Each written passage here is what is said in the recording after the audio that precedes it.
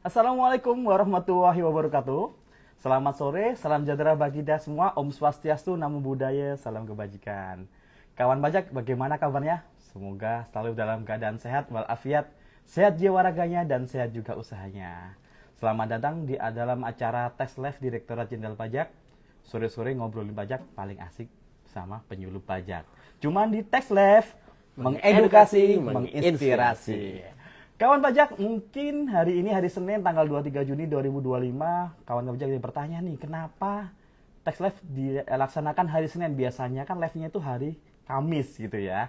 Nah, hari Senin memang tiba-tiba ada Tax Live karena memang tema kali ini kita akan membahas sesuatu yang meneruskan dengan tema Tax Live sebelumnya. Pasti kawan pajak sudah menyaksikan nih Tax Live sebelumnya ya. Jadi biar tidak terlalu lama jedanya, kita akan live lagi di hari Senin ya saat ini.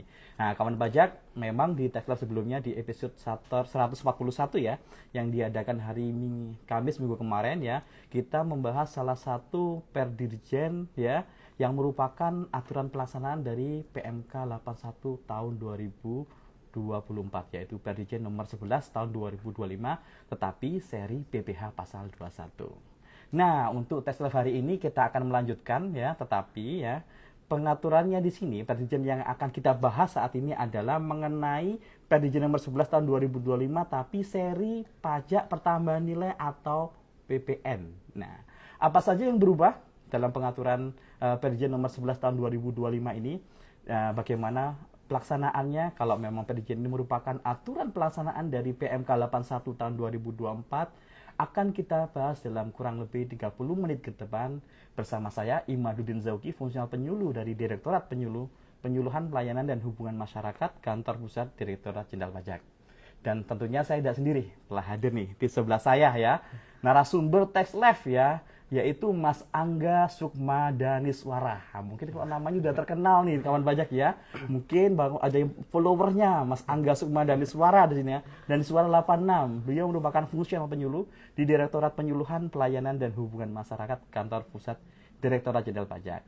Selamat sore Mas Angga, bagaimana kabarnya? Selamat sore Mas Yoki, selamat sore juga buat kawan pajak semua. Alhamdulillah dalam keadaan baik ya. Semoga kawan pajak semua juga dalam keadaan baik. Alhamdulillah, berarti siap kita akan Tax Live yang membahas ya Perdirjen nomor 11 tahun 2025 seri PPN. Betul, menarik nih untuk dibahas. Oke, Mas Angga nih, ya untuk memulai nih ya pembahasan pertama nih, kira-kira apa sih yang melatar belakangi diterbitnya Perdirjen nomor 11 tahun 2025 ini, terutama yang berkaitan dengan ya PPN Mas Angga. Oke, Mas Yoki serta kawan pajak semua. Ketika kita bicara PR 11 ya, PJ 2025 ini kan mengatur ketentuan terkait tadi, sampaikan pelaporan PPh, PPN, PPNBM dan bea materai. Jadi ruang lingkupnya kurang lebih itu. Nah, kalau bicara terkait dengan pelaporan PPN, maka tentu kita nggak bisa lepas gitu ya dengan yang namanya faktur pajak sebagai bukti pemungutan PPN. Nah, sejak PMK 81 tahun 2024 lahir, tadi kan disampaikan Mas Yoki, mulai 1 Januari 2025, pelaksanaan hak dan pemenuhan kewajiban perpajakan, termasuk salah satunya adalah pembuatan faktur pajak, ini dilakukan menggunakan Cortex DJP. Ya, yaitu melalui modul e-faktur tuh yang ada di portal wajib pajak, atau mungkin melalui saluran lain yang terintegrasi, misal dengan sistem DJP gitu ya.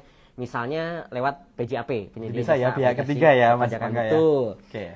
Nah, sementara terkait dengan aturan faktur pajak tadi, kalau kita lihat kan dulu diatur dalam peraturan Dirjen Pajak nomor 3 tuh, tahun 2022, sebagaimana telah diubah dengan PR 11 tahun 2022. Faktur pajak itu ya waktu itu ya? Itu bicara terkait dengan pengusaha kena pajak selain toko retail. Sementara untuk pengusaha kena pajak toko retail itu diatur dalam peraturan Dirjen Pajak nomor 17 tahun 2019.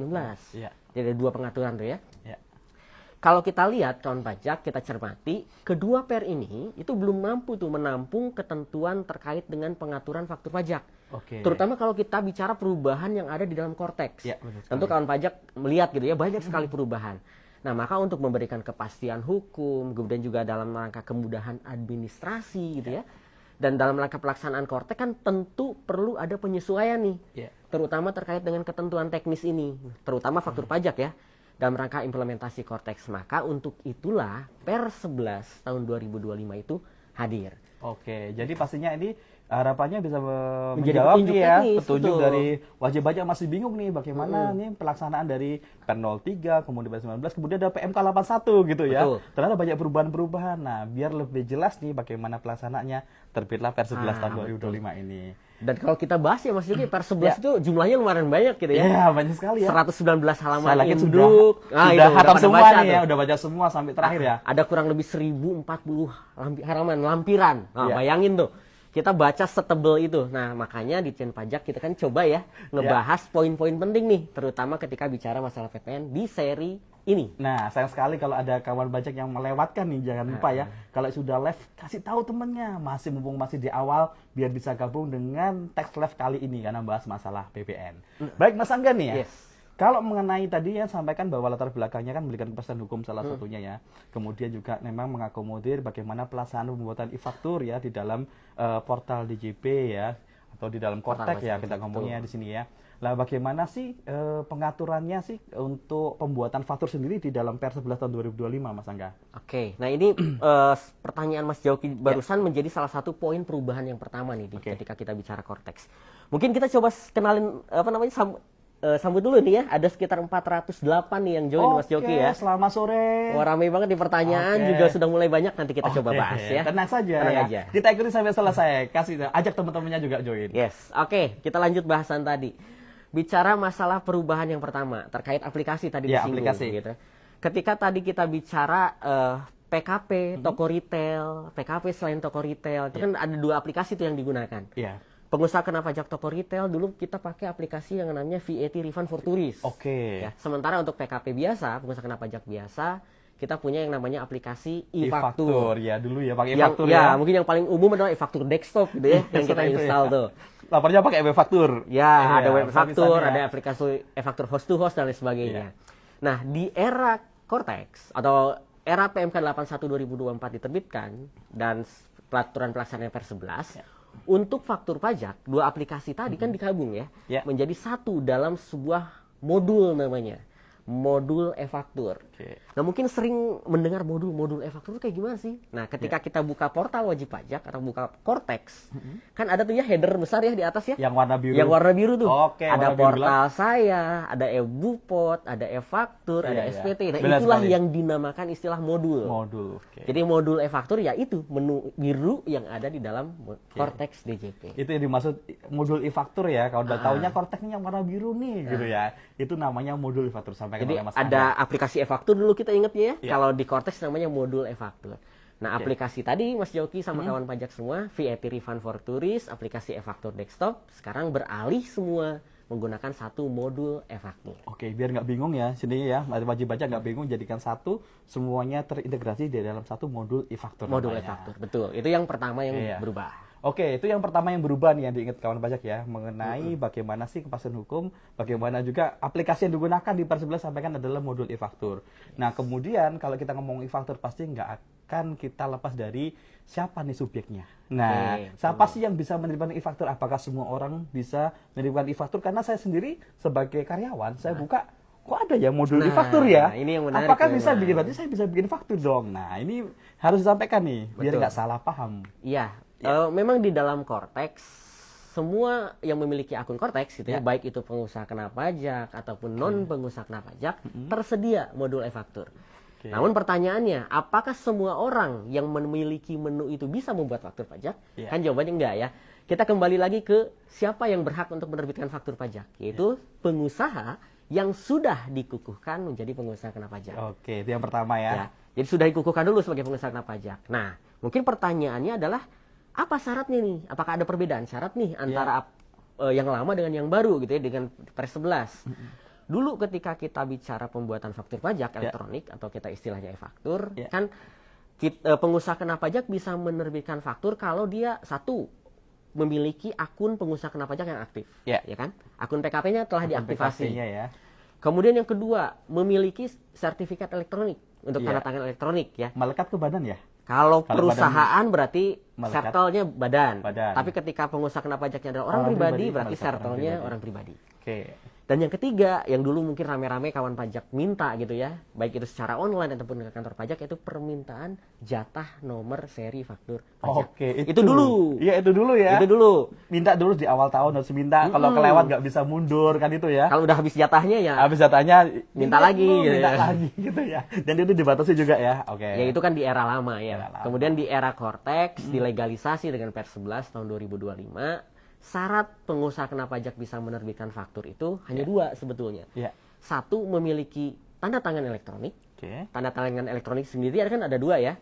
Sertifikat elektronik yang diterbitkan oleh penyelenggara sertifikat elektronik atau PSRE. Berbayar ya. Ya, ada BRIN, BSSN, Privi, Teken Aja dan lain sebagainya.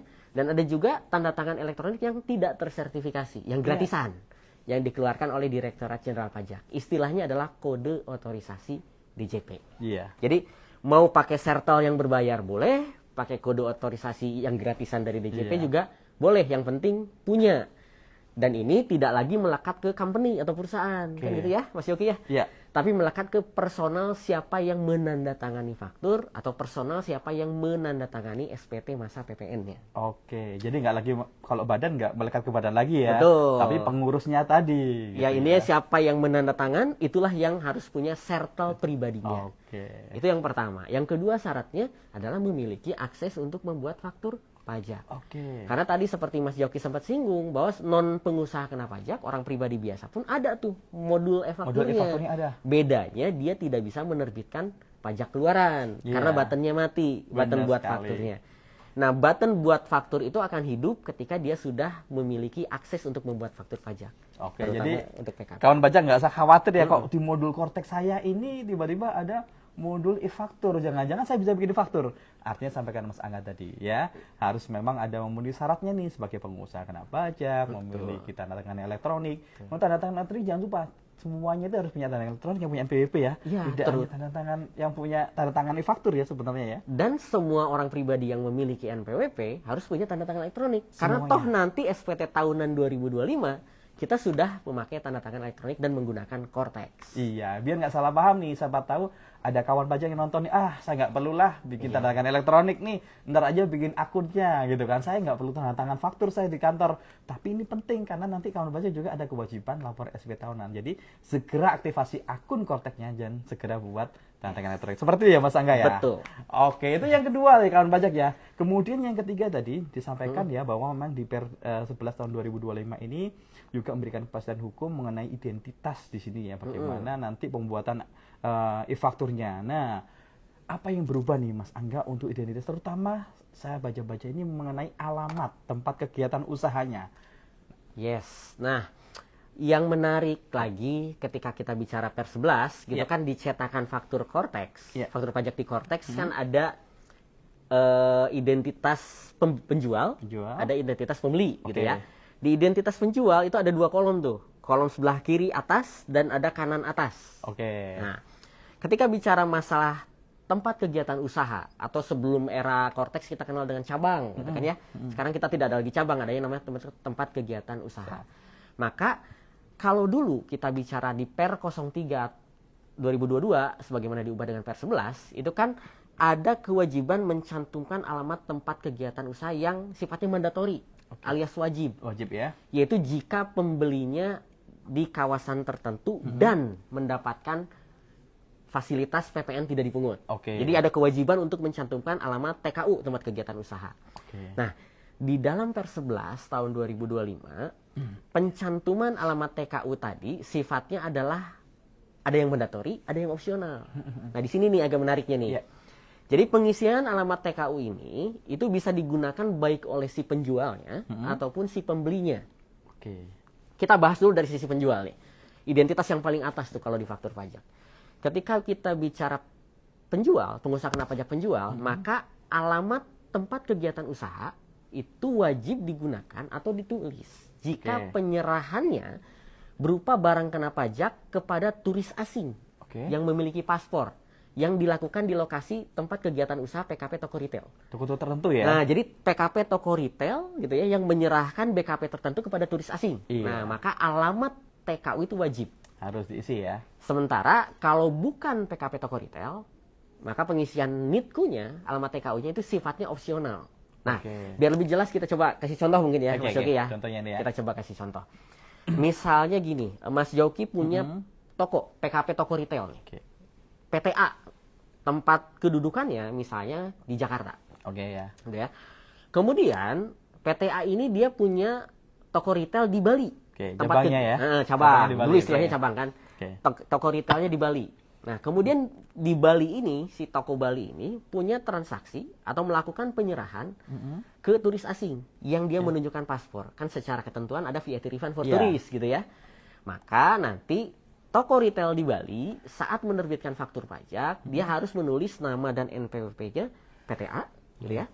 Kemudian alamat kedudukannya alamat pusat yang di Jakarta tadi. Sementara alamat tempat kegiatan usahanya, TKU-nya itu wajib nih hukumnya diisi dengan alamat yang di Bali. Berarti wajib nih. Wajib nih karena PKP toko retail. Harus wajib nih ya ditulis ya kawan pajak. Nah, beda nih kalau ceritanya yang menyerahkan ini penjualnya ini bukan PKP toko retail. Di luar itu ya. Misal PTB punya tempat kegiatan usaha di Karawang. Pusatnya di Jakarta nih, Karawang. Kemudian ada penyerahan barang di Karawang. Nah, karena dia bukan PKP toko retail, alamat tempat kegiatan usahanya boleh diisi Jakarta, boleh diisi di Karawang. Jadi sifatnya opsional. Jadi ada pembedaannya di sini ya. Wajib TKU ketika misalkan PKP toko retail, sementara tidak wajib atau opsional ketika bukan PKP toko retail. Jadi kekhususan hanya untuk toko retail sini Mas Angga ya. Ini untuk identitas penjual. Nah, dari sisi penjual satu nih. Ya, kan kemudian kalau pembeli beda lagi nih. Buat teman-teman kawan pajak yang menjadi pembeli, di sini juga diberikan opsi sebetulnya. Ketika misalnya penyerahannya itu terkait dengan BKP JKP yang dapat fasilitas dan diserahkan di kawasan tertentu, maka sesuai dengan Per 3 2022 dan Per 11 ya 2022 juga ya dan Per 11 2025, alamat pembeli wajib diisi dengan NITKU yang menerima BKP atau JKP. Jadi pengaturannya sama nih. Masih sama ya. Dan sifatnya wajib nih kalau dia fasilitas tertentu, maaf di kawasan tertentu dan fasilitas PPN tidak dipungut. Contoh biar lebih jelas nih. Misalnya PTC kedudukannya di Jakarta. Kemudian punya TKU tempat kegiatan usaha di kawasan berikat Semarang.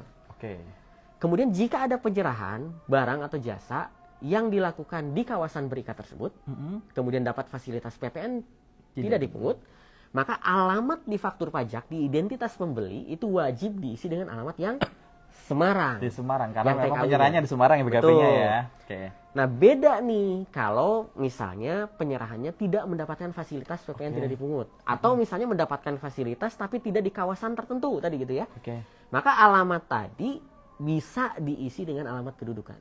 Jadi sifatnya opsional. Jadi opsional. Jadi memang kalau aku tarik garisnya berarti kalau mamanya memenuhi dua syarat ya di kawasan tertentu dan mendapatkan fasilitas PPN tidak harus menggunakan alamat TITKU. Tapi kalau salah satu nggak terpenuhi sifatnya opsional. Betul, itu kata kuncinya. Baik, ini untuk yang identitas pembeli ya. Kemudian tadi jelas ya. Kemudian kalau kita ngomong namanya faktur pajak pasti nggak akan lepas dari kode transaksi ini. Nah, kode transaksi sendiri kan kita tahu nih ada 1 sampai 10 kode transaksi. Nah, sebenarnya udah dibahas di aturan sebelumnya di Per 03 2022 sama Per 11 2022 ya. Dan kebalik karena pernya sama nih 11 sama 11-nya nih. 11, 2022, satunya 2025. Nah, apa sih perubahannya mengenai penambahan kode transaksi ya untuk faktur pajak yang diatur di Per 11 ini Mas Angga? Kembali lagi, Per 11 ini adalah salah satu bentuk legalisasi dari yang isian-isian yang ada di dalam Vortex gitu ya. Ketika kawan pajak membuat faktur, kan dulu 01 sampai 09 gitu kayak Mas Joki sampaikan. Sekarang menjadi 10. Di mana 10 ini merupakan penambahan transaksi untuk penyerahan lainnya. Di mana kalau dulu kode 06 itu kan diperuntukkan untuk PKP toko retail, penyerahan VAT refund for tourist dan penyerahan lainnya. Sementara tadi di awal tuh kita bahas bahwa perubahan yang pertama adalah meleburnya aplikasi VAT refund for tourist dan aplikasi e-faktur desktop ke dalam modul e-faktur. Maka ada kebutuhan untuk mengkhususkan kode 06 ini untuk transaksi VAT refund for tourist gitu ya. Jadi si 06-nya dikhususkan untuk VAT refund for tourist, si penyerahan lainnya yang dulu di 06 digeser ke 10. Lebih memastikan ya, memberikan pastian hukum ya berarti ya di sini ya. Betul. Nggak ragu-ragu lagi nanti. Kemudian juga ini Mas Yoki, kalau teman-teman cermat gitu ya di lampiran Perdirjen ada hierarki kan gitu ya, hierarki kedudukan faktur. Oke. Dulu antara 04, 05, 09 itu setara tuh. Ya. Sementara timbul kebingungan bagaimana kalau ada penjualan aktiva yang semula tidak untuk diperjualbelikan, 09 kan gitu ya. 09. Sementara dia menggunakan besaran tertentu atau nilai lain. Oke, iya. 05 atau 04. Lah, karena setara fakturnya kodenya yang mana? Nah, mana yang dipakai 04, 05 atau 09 gitu ya. Di dalam per 11 ini dipertegas. Jadi ketika ada 09 atas transaksi 0405, maka yang di atasnya ada 09. Artinya ketika ada penjualan aktiva yang semula untuk diperjualbelikan, tidak untuk diperjualbelikan, kemudian menggunakan besaran tertentu atau nilai lain, maka kode yang digunakan adalah 09. 09. Jadi nggak usah bingung ya. Ini jangan-jangan barangnya ini yang dijual ternyata besaran tertentu nih. Saya mau pakai apa? Sudah jelas berikan kepastian hukum ya di dalam per 11 biar nggak bingung lagi nih. Mungkin ini berangkatnya dari pertanyaan mungkin ya akhirnya kawan baca akhirnya diatur juga di per 11 di sini tetap menggunakan 09. Ya, sementara hierarki yang lain tetap sama ya, 07 di atas, 08, 07, Jadi kekhususan ini ya untuk aktiva ya, penjualan aktiva ya. Tujuan semula dari perjualbelikan. Nah, kalau kita masih ngomong faktur nih Mas Angga ya. Kadang-kadang kita namanya bikin faktur ini kan bisa aja tiba-tiba ada kesalahan ya. Kemudian kita kan ada transaksi Mas Angga sama aku nih ya. Kemudian kita dapat PM nih. Nah, kalau seandainya nih ya, kita ada faktur pajak yang diganti. Nah, kita taunya dari mana nih Mas Angga? Ya, kalau bicara dulu nih, kita kan ketika misalnya Mas Yoki rekanan, saya instansi pemerintah. Kemudian menyerahkan nih barang atau jasa, kan akan menerbitkan faktur 02 normalnya kan gitu ya. Ketika fakturnya normal berarti 020. Kemudian ternyata Mas Yoki ini salah nih, tolong diganti dong. Nah, nanti Mas Yoki akan menerbitkan 021 untuk pengganti yang pertama. Wah, Mas Yokinya nggak teliti nih, Mas Yoki masih salah. Ganti lagi deh, gitu ya. Masih kurang ada item yang belum dimasukin gitu ya. Mas Yoki bikin lagi faktur pajak pengganti, kodenya masih tetap sama 021. Pengganti 3 kali masih 021. Pengganti 100 kali masih 021 juga kan gitu ya. Nah, di dalam Cortex kode seri atau kode status itu tercermin dari digit ketiga dan digit keempat. Jadi kalau dulu itu totalnya 16, sekarang menjadi 17. 17 ya. Nambah 1 digit gitu ya. Digit ketiga dan digit keempat mencerminkan berapa kali faktur tersebut diganti. Contoh tadi ketika menggantinya sekali berarti 02 01. Menggantinya 5 kali 02 05. Kalau 100? Nah, kebangetan aja sih kayaknya. Dihapus aja fakturnya bikin baru ya. Seharian bikin faktur sampai 100 nih Mas Angga ya. Kebangetan banget. Karena cuma 2 digit ya kawan pajak ya. Jadi kebangetan kalau 100 ganti aja Mas ya. Gak usah faktur pengganti tapi pembatalan aja. Jadi faktur baru ya. Yang diakomodir hanya 99 kali kesalahan gitu ya. Kalau si nyambung ya. Jadi Mas Angga nyampaikan bahwa sekarang itu sudah tidak ada lagi yang bingung untuk permintaan nomor seri faktur pajaknya. Nah, saya pengen tahu nih penjelasannya di per 11 ini apakah juga mengatur nih pemberian nomor seri faktur pajak. Nah, ya. Satu hal yang tadi kita sempat bahas di awal bahwa permintaan jatah nomor seri faktur pajak itu tidak lagi dilakukan di dalam Cortex ya. Ya kecuali teman-teman masih menggunakan aplikasi e-faktur desktop yang perluasan itu ya, perluasan penggunaan itu. Tapi ketika bicara Cortex, jatah nomor seri faktur pajak tidak diperlukan. Artinya ketika teman-teman kawan pajak semua menerbitkan faktur, nomornya itu akan tergenerate secara otomatis oleh sistem. Jadi hal ini juga kan udah kita terapkan di era e-Bupot ya. Maka hal yang sama juga diterapkan di e-faktur. Jadi nomornya secara otomatis digenerate oleh sistem saat faktur tersebut diunggah. Jadi selalu urut ya. Dan ini memang akan merubah kebiasaan dari wajib pajak selama ini. Mungkin kalau untuk meruntut faktur saya berapa sih, bisa dilihat dari nomor fakturnya kan, diurut gitu ya. Kalau dulu seandainya 100 atau 1000, oh ini jatah faktur saya kan kayak gitu kan. Tapi kelemahannya nanti memang kalau udah mau habis harus kita minta lagi nih. Khawatir kalau udah habis ada masa kosong bikin faktur nggak bisa tinggal mundur ya. Maunya bikin tanggal ternyata anggap aja tanggal 10 udah habis ya, nggak minta, kemudian tanggal 5 baru sadar nggak bisa bikin tanggal faktur lagi tanggal 10 bang, nggak mau tanggal 15 baru ya bikin fakturnya. Jadi ini yang membuat perubahan kebiasaan. Nah, yang mengenai faktur pajak nih Mas Angga, setelah kita tahu bahwa nomornya secara otomatis ya Ya, ini juga masalah pengunggahan faktur pajak. Anda tahu ya, sempat berubah di awal-awal aplikasi Kortek kemarin ya. Ada yang relaksasi dan lain-lain, Yes. kapan bisanya. Nah, bagaimana sih pengaturan di Per11 ini Mas Angga untuk batas uploadnya Ya. faktur pajak? Mungkin terkait dengan batas waktu upload, sebenarnya ini kan sudah dirasakan dari bulan Januari tuh. Iya. Kawan pajak semua ketika misalnya unggah faktur pajak tanggal 20 kok masih lolos ya? Iya, Nah kan masih gitu ya. bisa nih. Dulu kan unggah faktur pajak setahu saya tanggal 15 bulan berikutnya masuk. Enak nih keterusan nih Iya, gitu ya. Lah, kok sekarang tanggal 20? Ini timbul pertanyaan nih, sah nggak ya kalau misalkan diunggah lewat dari tanggal 15? Oke. Nah, Per 11 tahun 2025 ini memang baru hadir di 22 Mei tahun 2025 gitu ya. Sementara sebetulnya kalau teman-teman kawan pajak semua coba, batas waktu itu sudah diterapkan dari awal penerapan Kortex sebetulnya. Jadi mulai era Kortex, batas waktu unggah faktur pajak itu paling lambat tanggal 20 bulan berikutnya. Jadi tidak lagi tanggal 15 gitu ya. Iya. Jadi agak lebih panjang lagi 20 bulan berikutnya. Oke. Nah ini juga memberikan kesempatan nih buat kawan pajak semua yang memang mungkin memiliki keterbatasan waktu untuk unggah faktur pajak sekarang menjadi jauh lebih longgar. Maksimal tanggal 20 bulan berikutnya. Oke, tanggal 20 ya kawan pajak ya, tanggal 20 bulan berikutnya. Jadi, Tapi jangan nunggu gitu ya. Oke, kalau bisa Kalau bisa segera sekarang ya upload sekarang gitu. Ngapain Khawatirnya kalau ada yang tanggal mundur backdate ya. Jadi dipertimbangkan nih tanggal 20 bulan berikutnya. Untuk Juni jadi maksimal tanggal 20 Juli. Ini nggak ada batasan kalau tanggal merah ya? Ada. Ada relaksasi nggak kalau tanggal merah pas tanggal 20-nya gitu nggak ada ya?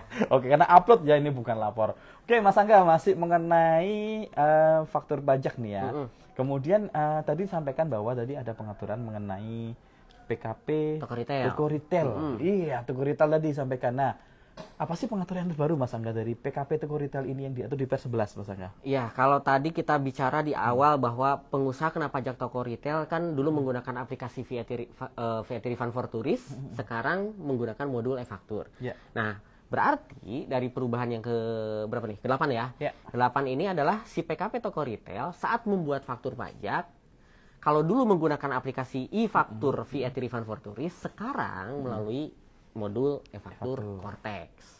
Kalau tadi bicara aplikasinya, sekarang cara pembuatan fakturnya melalui modul e-faktur Kortex. Oke, jadi jadikan satu ya. Ini pastinya jadikan satu, udah nggak lagi bikin aplikasi sendiri, semuanya sudah di satu di modul e-faktur tadi. Oke, kemudian juga mengenai masih berkaitan ya pembuatan e-faktur ya, mengenai pemberitahuan untuk yang pengusaha yang ekspor nih. Ya, barang kena pajak yang tidak berwujud atau jasa kena pajak nih Mas Angga. Nah, bagaimana sih aturan yang berubahnya atau pengaturan yang lebih lanjut mengenai pemberitahuan ekspor ya untuk barang kena pajak tidak berwujud atau seandainya saya ekspor jasa kena pajak? Dulu gitu ya, kalau kita bicara cerita sebelum era Per11 kan untuk membuat pemberitahuan ekspor barang kena pajak tidak berwujud atau kita istilahnya PEBKPTB gitu ya. Atau pemberitahuan ekspor jasa kena pajak itu kan dibuat secara manual ya di luar sistem. Nah, karena sekarang Kortex sudah mampu mengakomodir pembuatan BKPTB tadi atau JKP tadi, maka pembuatan pemberitahuan ekspor BKPTB barang kena pajak tidak berwujud itu dilakukan di dalam sistem Kortex, di dalam modul Kortex. Sudah bisa dibuat aplikasi Kortex, jadi mau harus membuat di aplikasi tidak Kortex lagi di luar sistem, harus melalui modul Kortex. Oke. Gitu. Nah, ini jadi masih berkaitan masih aja faktur ya, karena banyak tanya masalah faktur nih Mas Angga. Ya, ini contohnya adalah untuk seandainya kita bikin faktur salah nih, namanya manusia, tempatnya salah dan lupa gitu ya. Semuanya kita salah nih. Sebenarnya apa yang kita lakukan Mas Angga? Apakah harus udahlah sekarang kan nomor faktur kan nggak usah minta-minta lagi, langsung aja lah faktur ini langsung diganti ya, bikin baru apa dibatalkan bikin baru atau masih bisa buat faktur pengganti Mas Angga? Oke. Sebenarnya yang menarik lagi gitu ya terkait dengan pengaturan ini bahwa ketika misalnya kawan pajak membuat faktur pajak kemudian ternyata salah identitasnya, identitas pembelinya misalnya, kalau dulu secara ketentuan tidak ada yang mengatur bahwa itu harus dibatalkan. Kan gitu ya. Aturannya nggak ngatur tuh. Tapi aplikasi e-fakturnya sendiri yang mengunci bahwa ketika misalnya identitas pembeli yang salah, maka faktur tersebut tidak bisa diganti, harus dibatalkan. Nah, salah satu penegasan di dalam Per11 sekaligus juga memberikan kepastian hukum tadi, asasnya bahwa kalau ada kesalahan berkaitan dengan identitas pembeli, maka tidak bisa melalui faktur pajak pengganti, harus melalui faktur pajak baru gitu ya.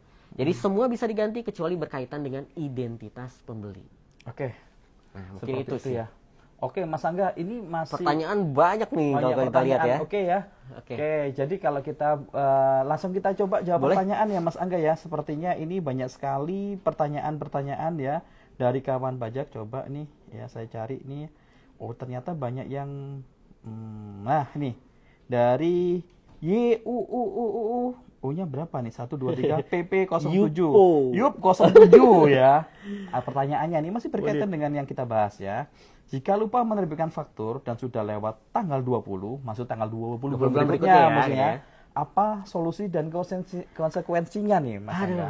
Ya, ini lupa ya. Ya, lupa tapi lupanya agak berat nih, menghela nafas panjang. Jadi misalnya sekarang tanggal berapa? 23 Juni. Oke ya, 23 Juni ada transaksi nih. Seharusnya faktur tersebut dibuat 23 Juni. Berarti kan normalnya batas waktu upload maksimal di tanggal 20 Juli gitu ya. Baru nyadar, aduh tanggal 21 Juli ada satu faktur di bulan Juni yang belum saya buat. Lalu apa yang harus saya lakukan? Ya terbitin fakturnya. Terbitin fakturnya. Ya, ingat faktur pajak harus dibuat saat kapan? Kan ada tuh. Iya.